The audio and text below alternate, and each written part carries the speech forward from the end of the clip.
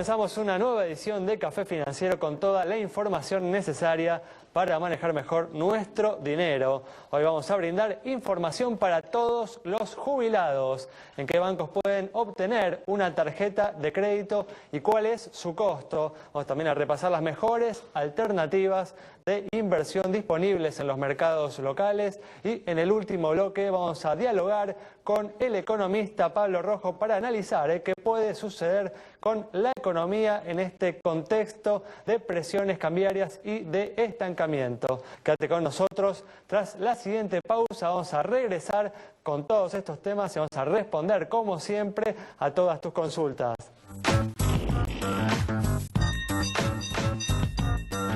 Hoy está con nosotros Santiago Chelala, también hoy nos acompaña como siempre Yamila Escala y una vez más está con nosotros Julián Siri en esta oportunidad, como hacemos todos los lunes, para brindar algunas recomendaciones de inversión para todos aquellos que no saben qué hacer con su dinero en este difícil contexto económico que estamos atravesando. ¿Qué tal? ¿Cómo andan? Hola, ¿qué tal? Muy bien, ¿cómo les va? Gracias por venir. Vamos a ir con todos los temas que tenemos para hoy. Vamos a comenzar con información para el campo, porque se está iniciando la nueva campaña gruesa y a partir de esto Yamila dialogó con distintos representantes de compañías que se dedican a seguros agropecuarios para ver qué se está esperando para esta campaña.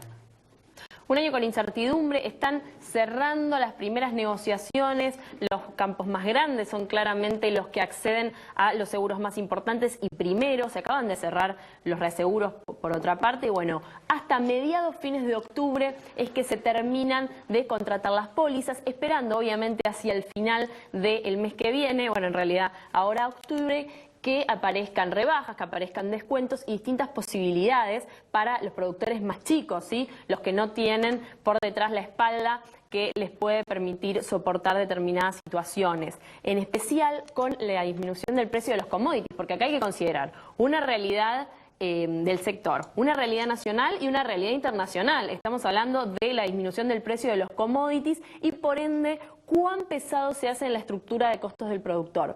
Que en realidad, nos dicen los especialistas, cuando el año es malo es cuando más uno tiene que estar asegurado. ¿Por qué? Porque vienen las pérdidas y hay entonces la posibilidad de contar con ese fondo para costear el momento. Acaban de haber inundaciones en la provincia de Buenos Aires y esa gente no está asegurada contra inundaciones. ¿Por qué? Porque esto sigue en lo que es seguro multirriesgo. Después granizo, bueno, es otra cuestión, es la póliza más extendida en todo el país, pero la cuestión del multirriesgo sigue. ¿Y para quién es? Para los grandes campos nuevamente. Entonces, ni hablar de si la zona es inundable, que ya directamente no habría posibilidad de que ese seguro exista. Entonces, la pregunta de siempre, ¿y el seguro obligatorio? Bueno, ahora imposible. Hay muchas reuniones, de todas maneras, donde la superintendencia se reúne con gente del sector y consulta y van hacia adelante, pero puntualmente y para un seguro contra inundaciones efectivo y de gran alcance se necesita la participación del Estado, eso no hay duda. Así que bueno, precios más o menos en la línea de lo que venía el año pasado, donde un buen resultado a pesar de las condiciones climáticas muy adversas y entonces toda la siniestralidad que golpeó al sector en el 2013. Así que bueno, ese tipo de precios y mucha variabilidad en cuanto a la posibilidad de suscripción, como siempre con las mejores expectativas, pero atado al precio de los commodities, a la realidad nacional, al clima y a un montón de cuestiones que afectan al campo. Bueno, perfecto. Éxitos entonces para todos los productores que están iniciando su campaña gruesa en estos días. Y vamos a seguir ahora con información para los jubilados. ¿Cuáles son los bancos en los que pueden obtener una tarjeta de crédito y cuál es el costo de la misma? Primero, decirle a los jubilados que las principales entidades financieras ofrecen tarjetas especiales para ellos con un costo muy conveniente y mucho más económico que entidades de segunda línea que por ahí simplemente presentando el DNI les dan una tarjeta, pero después los intereses suelen ser muy caros. Veamos en pantalla los costos que ofrecen en este caso los principales bancos del país. Banco Industrial 218, que es un costo mensual, Credicop 763, Provincia 791, Banco Nación 906 pesos, siempre hablando de costos anuales, 17, Patagonia 1128, este es el costo de envío si uno usa todos los meses, hay un costo y por supuesto de renovación todos los años también se paga una prima. Columbia 1246, Francés 1253 y cierra la lista el Banco Galicia 1.265 pesos al año. Generalmente no piden requisitos, por supuesto tampoco hay una edad que los pueda limitar, así que a tener en cuenta esta buena oportunidad que ofrecen los bancos para los jubilados, porque con ello pueden tener descuentos en supermercados, en casas donde pueden comprar electrodomésticos, así que no necesariamente tienen que ir a estas entidades de segunda línea, sino ir a un banco de esos que hay por todos lados y pedir ahí su tarjeta de crédito.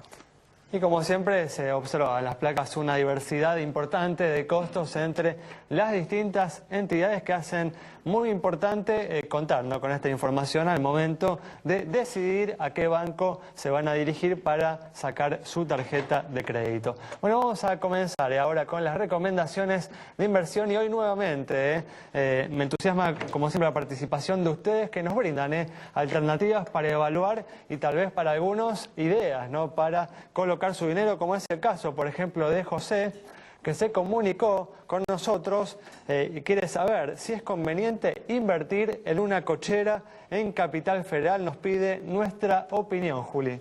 Bien, creo que para dar esa opinión hay que analizar diversas cuestiones. Una de ellas es específicamente la localización. Por otro lado, creo que la mayor, o por lo menos la suba fuerte de lo que son los alquileres de cocheras se dio al comienzo del año y con esta suba del dólar, por otro lado, hace al valor de la propiedad en sí misma muy cara, con lo cual, para considerar la rentabilidad de lo que es la cochera en términos del dinero que uno inmoviliza y el flujo neto que les está quedando, porque dependiendo de la situación puede ser que uno cobre una mensualidad, pero por otro lado tiene expensas que pagar, impuestos que cubrir, a su vez también ya con los valores que se manejan actualmente, entre 20 y 30 mil dólares estimativos para una cochera en muchas zonas, entra dentro de lo que es bienes personales, por ende es un impuesto adicional que hay que cubrir. La rentabilidad en términos de capital invertido queda en torno al 2,5-3%. No sé si es un bien... ¿Una rentabilidad real? ¿Vos creés, digamos, que el precio de la cochera se va a ir actualizando con la inflación o ni siquiera eso?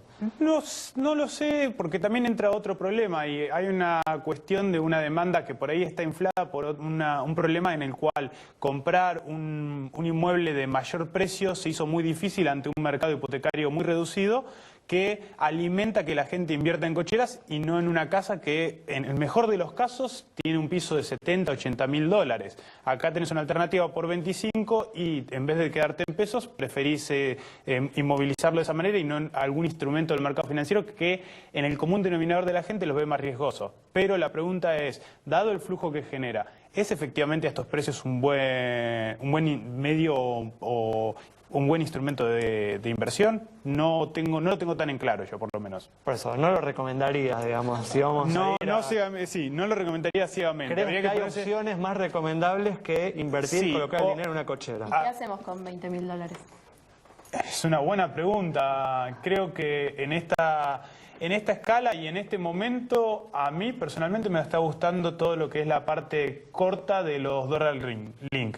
Esos son instrumentos de renta fija. Recordemos de qué se trata, que es el Dollar Link, ¿no? Sí, son instrumentos de renta fija que pagan en función de la devaluación esperada. ¿Okay? En este momento es altísima, ¿no? La expectativa. Exacto, pero ¿por qué digo los cortos? Porque ya pasó a principio de año en el cual una vez que se concretó la devaluación, después frenaron la depreciación del tipo de cambio y esa expectativa se achicó mucho, entonces se terminaron neteando efectos entre lo que es, para los que son de larga vida, el efecto que produjo la devaluación, que es positiva, contra la caída de las expectativas de evaluación, que eso es un efecto negativo. Para los de muy corta vida, menor a un año, ese efecto se aminora, lo que es la parte de que caigan las expectativas de evaluación, y donde más se gana es por un salto en el tipo de cambio. ¿Tenés algún nombre en particular? En este momento prefiero no, digamos, mi recomendación lo dejo por el lado de lo que son de corta vida. Hay muchos instrumentos de corta duration, por eso dejo al libre albedrío a elegir. Hay una página que es la del Mercado de Capitales de Buenos Aires, que tiene el IAMC, perdón, el Instituto Argentino de Mercado de Capitales, que tiene todo un listado de los dólar link. Ahí cada uno puede elegir si prefiere de empresas, prefiere de provincias, en fin. Muy bien, bueno, de esta manera cerramos este bloque. Quédate ahí, ¿eh? En instantes estamos de regreso.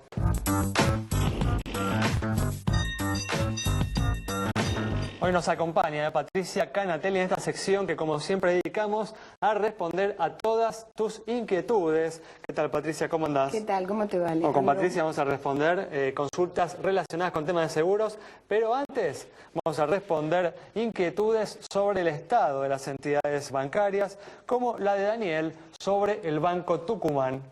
Para Daniel, entonces, por supuesto, es el agente financiero de la provincia de Tucumán. Vemos sus números en pantalla. Tiene un patrimonio de 771 millones de pesos. Depósitos acumula por 4.095 millones y resultados positivos de 83 millones de pesos, según la última información del Banco Central. Buenos indicadores de solvencia y también de liquidez. Cara sonriente para el Banco de Tucumán. Muy bien, comenzamos, Patricia, rápidamente con la consulta de Guillermo, que hace 3 meses tuvo un choque con su auto, entregó toda la documentación que pidió su compañía de seguros, nos dice fotos, presupuestos, denuncia, y todavía no le dieron respuesta. Le dice que el tema le dicen a él que el tema está en análisis y pregunta, ¿no? Nos pregunta a nosotros si estos tiempos son los correctos y qué debe hacer para resolver el asunto, ya que desde ya no necesita el coche. Bueno, respecto de este tema, no aclara Guillermo cuál es la cobertura que tiene, claro. Si está esperando la decisión para una destrucción total, que puede llegar a suceder, a veces puede haber algunos tiempos un poquito mayores para la decisión de otorgar una destrucción total. Si Guillermo tiene un seguro de todo riesgo, es como que 3 meses está un poco excedida la compañía. En realidad no hay plazos legales pautados, pero sí hay plazos de coherencia por las necesidades. Un tercero completo y también una destrucción total. También este plazo no es un plazo un poco largo, pero a veces este tema de buscar valores de repuestos y demás pueden hacer que se demore un poco. Igual, independientemente de todo, a veces también lo que suele suceder es que algunas compañías no se alcanza la destrucción total y está buscando la manera de negociar esta situación. O sea, él aparentemente ahora, no le han dicho nada. Nada, si no le han respondido nada, 3 meses es como mucho. Hoy por hoy el sistema, todo el sistema de seguros, tiene un sistema donde podemos acudir, que es el Departamento de Orientación y Asistencia al Asegurado, que está relacionado con todo lo que hace defensa al consumidor. Entonces, el asegurado, como consumidor del servicio y del contrato de seguros, hoy tiene un lugar a donde acudir. Tiene 2 formas. Una va directamente a la Superintendencia, al Departamento de Orientación y Asistencia al Asegurado, DOA se denomina, y este departamento lo va a orientar sobre quién tiene que dirigirse en la compañía aseguradora. Vale, perfecto. Bueno, vamos a seguir rápidamente con la consulta de Hernán, que se nos va el tiempo. Nos dice, ¿no?, que contrató un seguro para su auto y pidió que le debiten la cuota de su cuenta bancaria. Le tomaron los datos y le dijeron que a partir de la fecha iban a realizar el débito. Nos dice que el otro día se dio cuenta que en los últimos meses le estuvieron cobrando un seguro de incendio y uno de accidentes personales, cosa que nunca pidió, aclara. Quiere saber qué debe hacer para poner en orden esta situación y que le devuelvan los costos de los seguros que nunca contrató.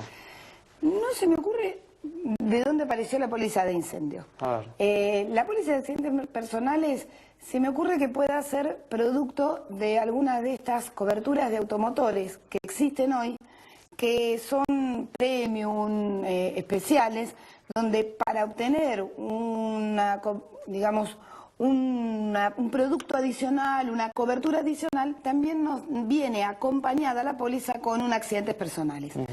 Entonces, la realidad es que pertenece a la póliza de auto, pero como es otra rama, pertenece a la rama, se factura aparte. Entonces le aparecen 2 descuentos. Por un lado, lo que hace a la cobertura de automotores y por el otro, lo que hace a la cobertura de autos. Evidentemente no le informaron bien en el momento. El problema, claro, es que cuando contrata el seguro, uno a veces, y más en este momento, donde las coberturas son un poco más complicadas, uno debería asesorarse un poquitito más. ¿Qué es lo que estoy contratando? O por lo menos leer bien el contrato, ¿no? ¿Cuál es mi paquete? compro la póliza de auto y con qué viene acompañada la póliza de auto. Lo que sí no entiendo de dónde sale esa póliza de incendio. Muy bien. ¿No? No importa, o sea, lo dejamos para otra oportunidad. Gracias, Patricia. Bueno, vamos a responder rápidamente sobre la situación de la compañía de seguros para cerrar este bloque. Para Sergio, que nos consultó sobre la situación de Provincia Seguros. Esta compañía presenta los siguientes indicadores: 2.664 millones de pesos como activo, como pasivo 2.289 millones, patrimonio 375 millones, resultado positivo 133 millones de pesos, primas 2.640 e informa 8.065 juicios. Con indicadores que se condicen con los del promedio del mercado, le otorgamos la luz verde de nuestro semáforo. Muy bien, perfecto. Nos vamos a un nuevo corte. Quédate con nosotros. Al regreso vamos a estar hablando con el economista Pablo Rojo.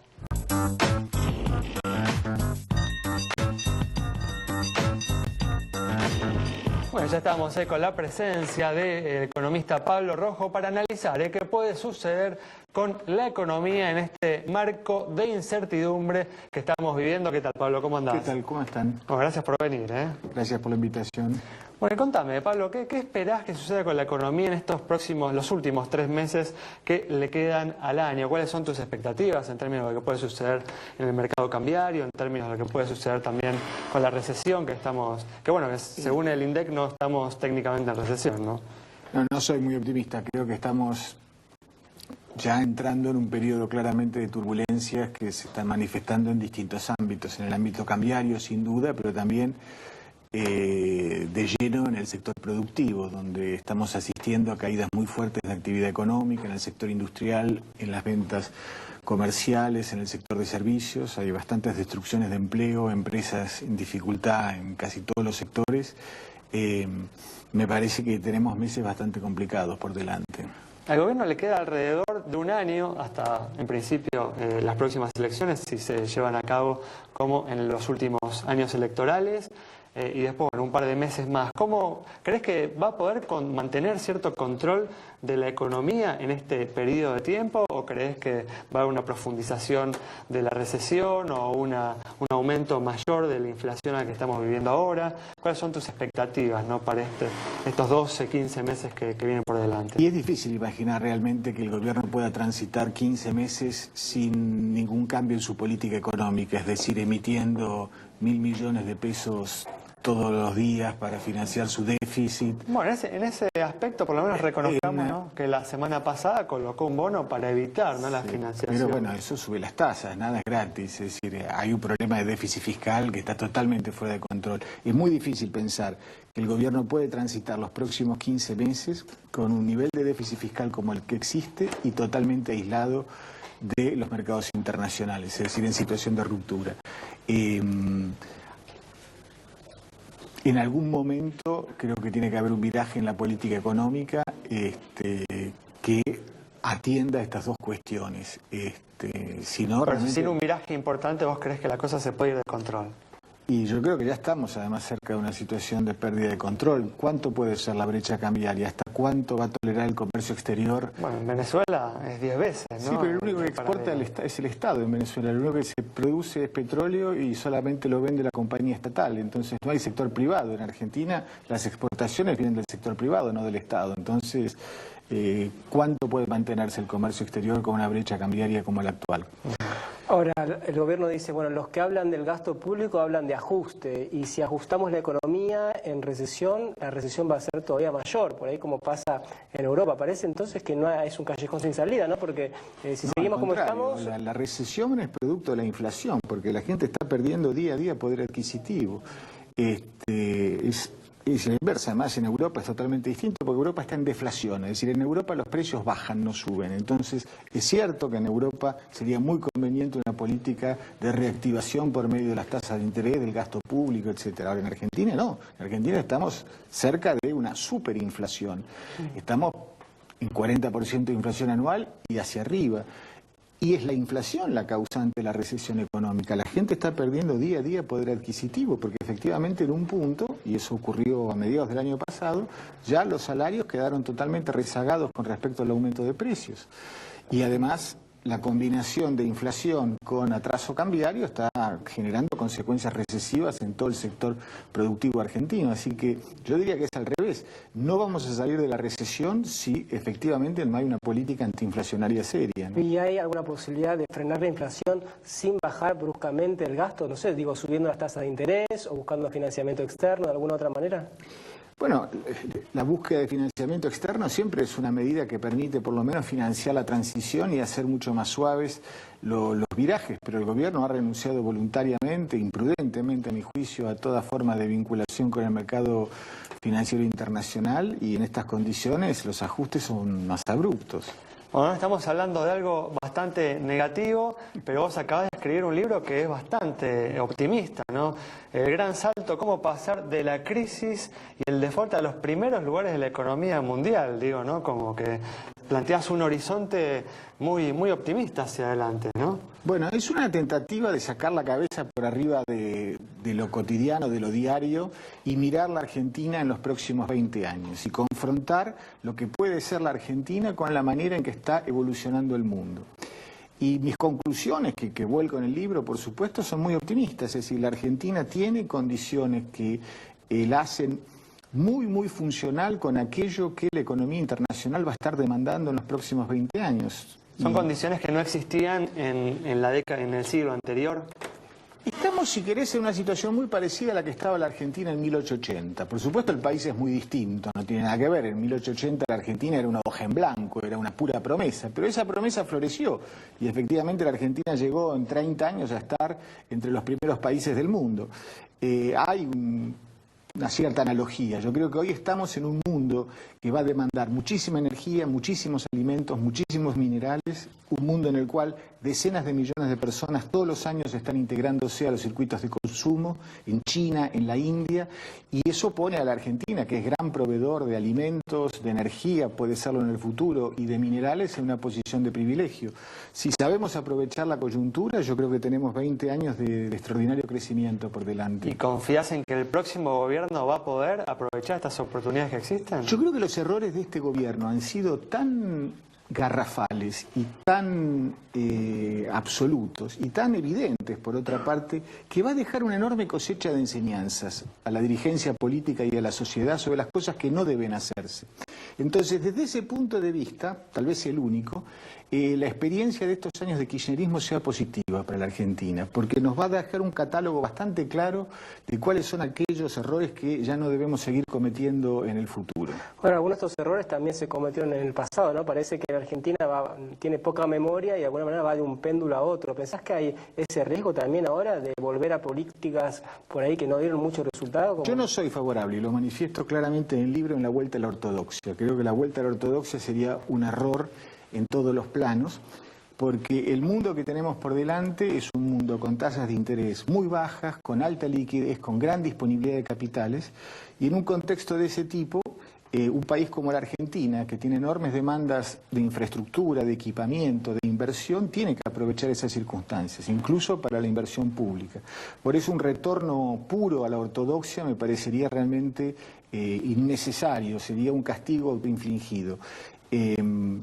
Pero sin duda tenemos que volver a políticas mucho más sensatas. Ahora, la gran diferencia es que si uno mira la Argentina desde la posguerra, nunca hubo condiciones externas tan favorables como las actuales. Es decir, la gran diferencia es que el mundo hoy está configurándose de una cierta manera que es muy funcional a los intereses de nuestro país. Por ejemplo, un tema que todos nosotros con alguna formación económica conocemos, el deterioro de los términos del intercambio. Era cierto, en la posguerra subían los bienes industriales, bajaban las materias primas, pero desde hace 5 o 7 años no podemos decir que hay deterioro de los términos del intercambio de esa manera. Es al revés, las materias primas, los alimentos, los minerales, los recursos energéticos crecen en sus precios en relación a los bienes industriales, que año tras año bajan de precio, desde un celular hasta un textil. Entonces, esas son condiciones que realmente la Argentina nunca tuvo y que por lo menos nunca tuvo en los últimos 50 o 60 años y que hoy nos dan una chance que es extraordinaria. Muy bien, bueno Pablo, muchas gracias por haber venido, éxitos con tu libro. Nos vamos con este análisis optimista hacia el futuro de Pablo Rojo, que deberemos aprovechar desde ya como sociedad a través del debate político y eligiendo a los candidatos acertados para llevar adelante este proceso en el próximo gobierno. Nos reencontramos el próximo domingo a las 19:30 aquí en Metro.